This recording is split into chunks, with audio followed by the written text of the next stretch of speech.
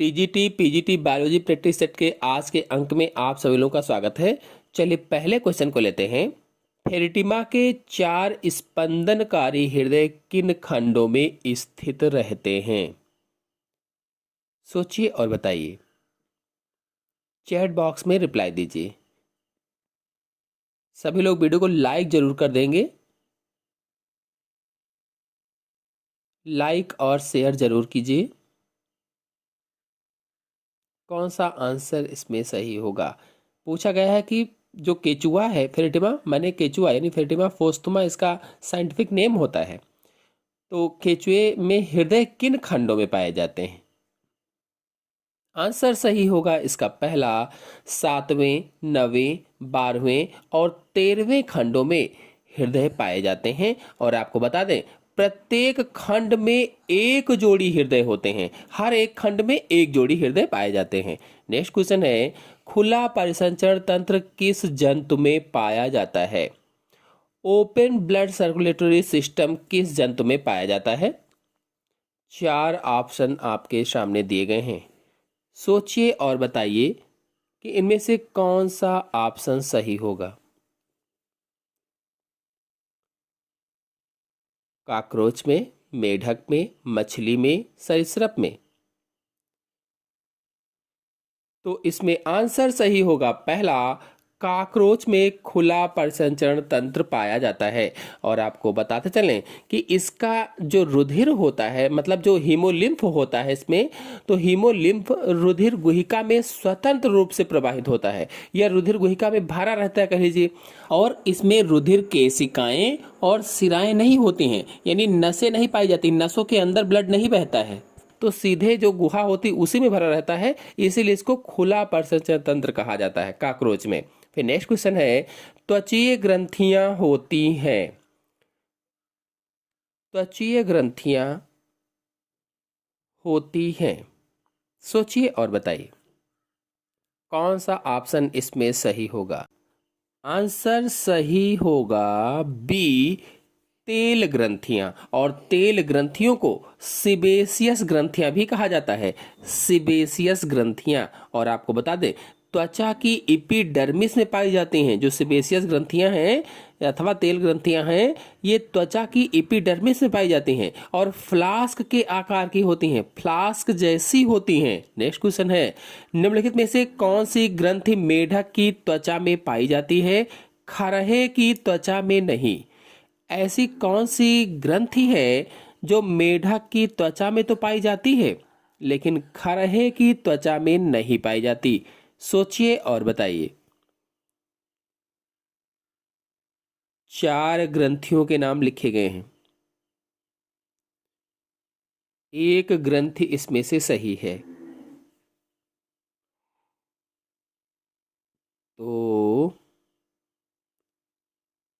इसमें आंसर सही होगा सी, श्लेष्म ग्रंथि। और श्लेष्म ग्रंथि को अंग्रेजी में म्यूकस ग्लैंड कहा जाता है। तो म्यूकस ग्लैंड मेढक की त्वचा में पाई जाती है और ये श्लेष्म का श्रावण करती है, म्यूकस का श्रावण करती है। और तेल ग्रंथि तथा स्वेद ग्रंथि जो है ये खरहे की त्वचा में पाई जाती हैं, खरहे की। नेक्स्ट क्वेश्चन है, त्वचा श्वसन में सहायक होती है। त्वचा श्वसन में किसके सहायक होती है, यानी ऐसा कौन सा जंतु है जिसमें त्वचा के द्वारा श्वसन होता है, ये पूछा गया है। सोचिए और बताइए। मनुष्य, मेढक, खरगोश, छिपकली, किसमें त्वचा के द्वारा श्वसन होता है? तो आंसर सही होगा इसमें से बी, मेढक में त्वचा के द्वारा श्वसन होता है। जो मेढक की त्वचा होती है वो महीन सी होती है, नम होती है, यानी मुलायम होती है, चिपचिपी होती है। चिपचिपी क्यों? क्योंकि म्यूकस ग्लैंड होती है उसमें और इसमें रुधिर कोशिकाओं का महीन जाल होता है और इसके द्वारा जल और वायु जो होती है वो आर पार जाती आती रहती है, यानी श्वसन होता रहता है। O2 विसरण के द्वारा रुधिर में घुल जाती है, जो ऑक्सीजन है वो विसरण के द्वारा रुधिर में घुल जाती है और जो CO2 है वो विसरण के द्वारा बाहर चली जाती है, यानी कार्बन डाइऑक्साइड बाहर विसर्जित होकर के निकल जाती है। नेक्स्ट क्वेश्चन है, शरीर की अधिकांश ग्रंथियां होती हैं। सोचिए और बताइए।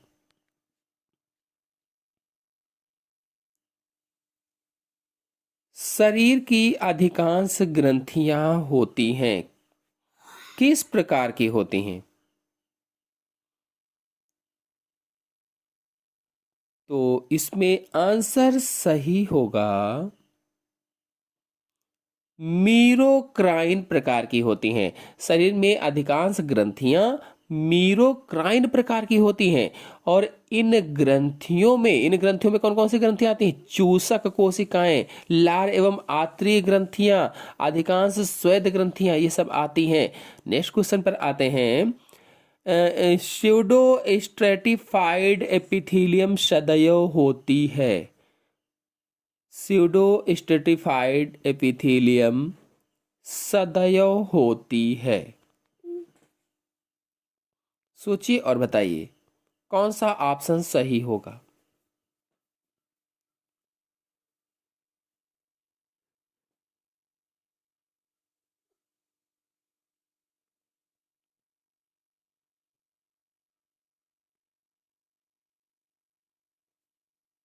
तो इसमें आंसर सही होगा, एक परती होती है, एक परत पाई जाती है। और यह श्वास नाल यानी ट्रकिया और बड़ी श्वसनियों यानी लार्ज ब्रोंकाई आदि में पाई जाती है। नेक्स्ट क्वेश्चन है, स्वाद कलिकाएं अनुपस्थित होती हैं।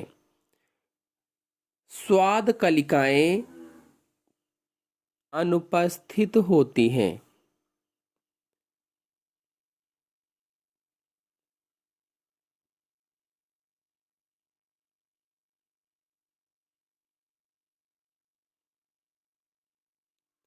आंसर सही होगा इसमें से डी, फिलीफार्म पैपिली में। फिलीफार्म पैपिली में। आपको बता दें, इसको हिंदी में सूत्राकार या फिलीफार्म अंकुर भी कहा जाता है। सूत्राकार या फिलीफार्म अंकुर। और सफेद से तथा चुचुक नुमा शंक्वाकार उभार होते हैं। सफेद से होते हैं, चुचुक नुमा शंक्वाकार उभार होते हैं। और ये जीभ के मुखीय भाग पर, जो जीभ का मुख वाला भाग होता है, उसमें समांतर पंक्तियों में स्थित होते हैं। और इनमें स्वाद कलिकाएं नहीं पाई जाती हैं, एब्सेंट होती हैं। नेक्स्ट क्वेश्चन है, डेस्मोसोम से निकलने वाले तंतु कहलाते हैं। डेस्मोसोम से निकलने वाले तंतु क्या कहलाते हैं, बताना है। चार ऑप्शन आपके सामने दिए गए हैं।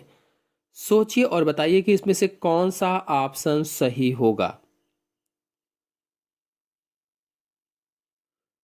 तो आपको बता दें कि डेस्मोसोम के पास पास स्थित बटनों जैसी आकृति के बंध होते हैं। जो डेस्मोसोम है, इसके पास पास में स्थित बटनों जैसी आकृति के बंध होते हैं। और इनमें कोशिका कलाओं के बीच के अंतराल में साफ साफ तरल होता है, लेकिन इस तरल में महीन तंतु होते हैं। तो आंसर इसमें कौन सा सही होगा? आंसर सही होगा सी, ए तथा बी दोनों। नेक्स्ट क्वेश्चन है, आधार कला निम्न में से किसकी तरह कार्य करती है? जो आधार कला है वो निम्न में से किसकी तरह से कार्य करती है? प्लाज्मा झिल्ली की तरह से, कि प्लाज्मा लेमा की तरह से, कि इन दोनों की तरह से, कि इनमें से कोई नहीं? सोचिए और बताइए। बेसल मेम्ब्रेन जो होती है वो इनमें से किसकी तरह से कार्य करती है?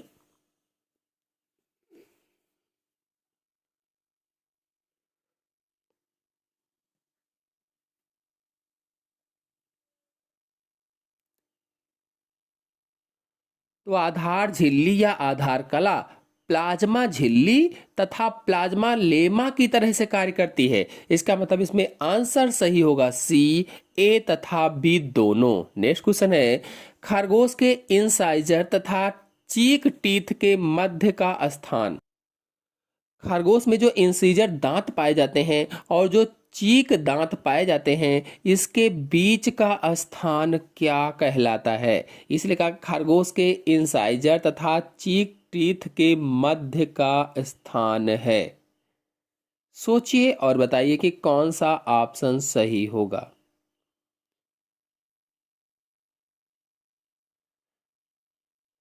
आपको बता दें कि खरगोश में प्रीमोलर तथा मोलर को चीक कहा जाता है। जो प्रीमोलर दांत होते हैं, जो मोलर दांत होते हैं, इनको चीक दांत कहा जाता है, चीक। तो कैनाइन दांत अनुपस्थित होते हैं। जो खरगोश है इसमें कैनाइन दांत नहीं पाए जाते हैं, इसीलिए इंसाइजर तथा चीक दांत के बीच का खाली स्थान डायस्टीमा कहलाता है। डायस्टीमा, बी वाला ऑप्शन सही होगा। नेक्स्ट क्वेश्चन है, किस ऊतक में अंतरकोशिकीय या अंतरकोशीय द्रव अनुपस्थित होता है या नगण्य होता है? ऐसा कौन सा ऊतक है जिसमें अंतरकोशीय द्रव जो होता है वो अनुपस्थित होता है या नगण्य होता है?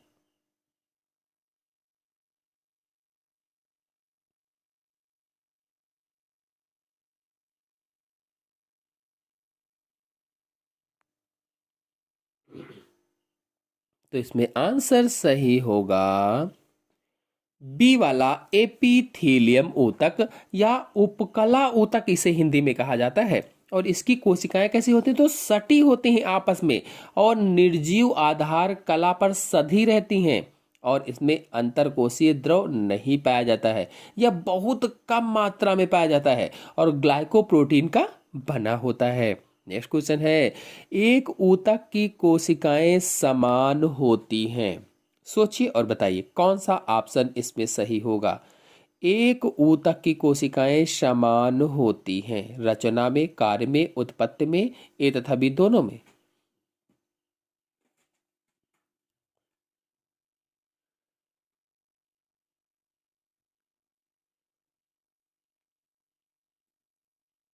तो इसका आंसर सही होगा डी, ए तथा बी दोनों में। यानी एक ऊतक की कोशिकाएं समान होती हैं रचना और कार्य में। यानी ऐसी कोशिकाएं जो रचना और कार्यकी में समान होती हैं उसे ही ऊतक कहा जाता है।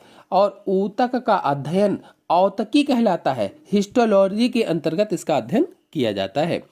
नेक्स्ट क्वेश्चन है, एपिथेलियम ऊतक की कोशिकाएं किस पदार्थ द्वारा निर्मित आधारीय झिल्ली पर व्यवस्थित होती हैं? जो एपिथेलियम ऊतक है अथवा जो उपकला ऊतक है, इसकी कोशिकाएं किस पदार्थ के द्वारा बनी आधारीय झिल्ली पर व्यवस्थित होती हैं? किस पदार्थ की बनी रहती हैं? Monosaccharides, mucopolysaccharides, disaccharides, lipid. आपको बता दें कि मोनोसेक्राइड्स, डाइसेक्राइड्स, लिपिड्स, इन सब पर वीडियो मेरे चैनल में अपलोडेड है। आप लोग चाहें तो जाकर के देख सकते हैं। कार्बोहाइड्रेट के जितने भी प्रकार हैं सब पर अपलोडेड है। तो इसका आंसर सही होगा बी, म्यूकोपॉलीसेक्राइड। नेक्स्ट क्वेश्चन है, इनमें से ऐसी कौन सी कोशिकाएं हैं जो सेरेब्रोस्पाइनल द्रव का स्राव करती हैं? सोचिए और बताइए कौन सी ऐसी कोशिका है जो सेरेब्रोस्पाइनल द्रव का स्राव करती है? एपेंडाइमल कोशिकाएं, न्यूरॉन्स, स्वान कोशिकाएं, न्यूरिलेमा।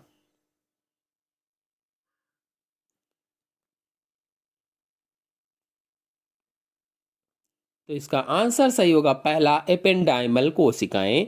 नेक्स्ट क्वेश्चन है, अंडोत्सर्ग के लिए रिलैक्स ऑब्यूलेटर में, अंडोत्सर्ग के लिए रिलैक्स ऑब्यूलेटर में क्या आवश्यक होता है?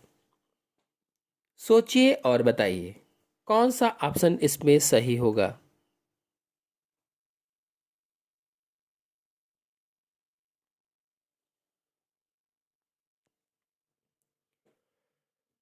तो इसमें ऑप्शन सही होगा बी, मैथुन आवश्यक होता है, मैथुन। नेक्स्ट क्वेश्चन है, जलीय सरीसृप होते हैं। जलीय सरीसृप कैसे होते हैं? किस चीज का उत्सर्जन करते हैं? सोचिए और बताइए। अगर आप लोग उत्सर्जन पर वीडियो देखना चाहते हैं, चैनल में अपलोडेड है। कौन सा जंतु किस चीज का उत्सर्जन करता है, सब टोटल समझाया हुआ है। आप लोग जाकर के चैनल पर देख सकते हैं। इसमें आंसर सही होगा सी, यूरियोटेलिक होते हैं। अर्थात नाइट्रोजन को यूरिया के रूप में उत्सर्जित करते हैं। जो जलीय सरीसृप होते हैं ये नाइट्रोजन को यूरिया के रूप में उत्सर्जित करते हैं या शरीर से बाहर निकालते हैं। नेक्स्ट क्वेश्चन है, मस्तिष्क के वेंट्रिकल्स भरे रहते हैं। मस्तिष्क के वेंट्रिकल्स किसके द्वारा भरे रहते हैं? सोचिए और बताइए। तो इसमें आंसर सही होगा, अगर वेंट्रिकल आप नहीं जानते तो बता दें कि मस्तिष्क के विभिन्न भागों की जो गुहाएं होती हैं उन गुहाओं को वेंट्रिकल्स कहा जाता है, वेंट्रिकल्स। और सभी वेंट्रिकल्स प्रमस्तिष्क मेरुदंड से भरी रहती हैं या सेरिब्रो स्पाइनल फ्लूइड से भरी रहती हैं। यानी इसमें आंसर सही होगा पहला, सेरिब्रो स्पाइनल द्रव द्वारा। नेक्स्ट क्वेश्चन है, अर्धठोस रूप से नाइट्रोजनी अपशिष्ट उत्सर्जित होते हैं। सोचिए और बताइए इसमें से कौन सा ऑप्शन सही होगा।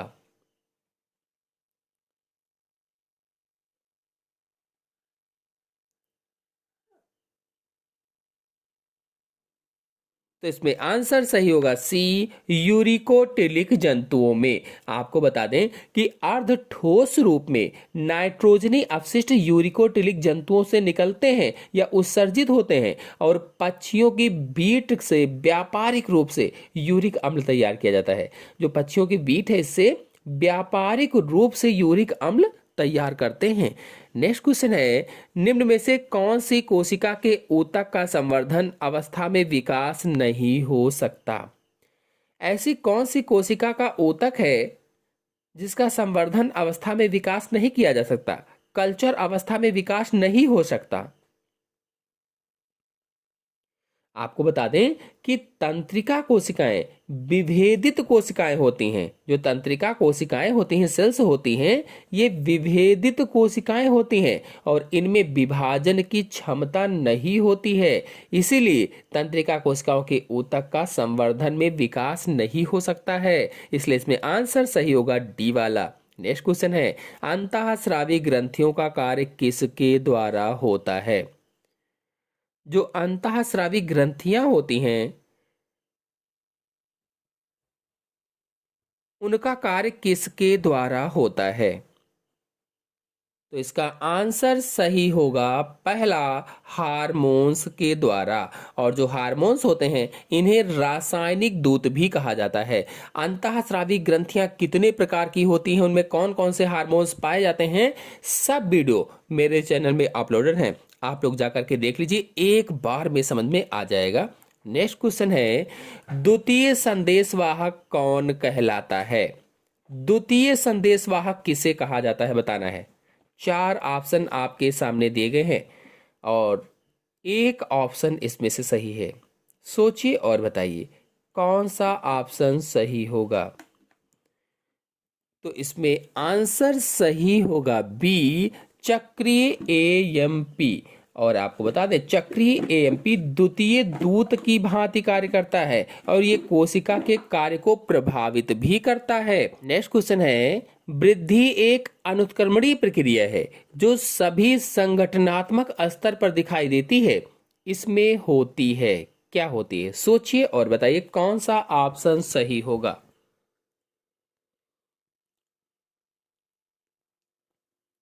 अंगों की वृद्धि, उपकोशिकीय वृद्धि, कोशिका वृद्धि, ये सभी। आपको बता दें वृद्धि किसी कोशिका, ऊतक, अंग या जीव के भार या पूर्ण आमाप में स्थायी बढ़ोतरी होती है और जब उपचय अपचय से अधिक होता है तब वृद्धि होती है। इसलिए इसमें आंसर सही होगा अंगों की वृद्धि, उपकोशिकीय वृद्धि, कोशिका वृद्धि। कहने का मतलब है कि आंसर सही होगा डी, ये सभी। आशा है आप सभी लोगों को वीडियो पसंद आया होगा। पसंद आया हो तो वीडियो को लाइक और शेयर कीजिए। चैनल पर नए हैं तो चैनल को सब्सक्राइब कर लीजिए। धन्यवाद।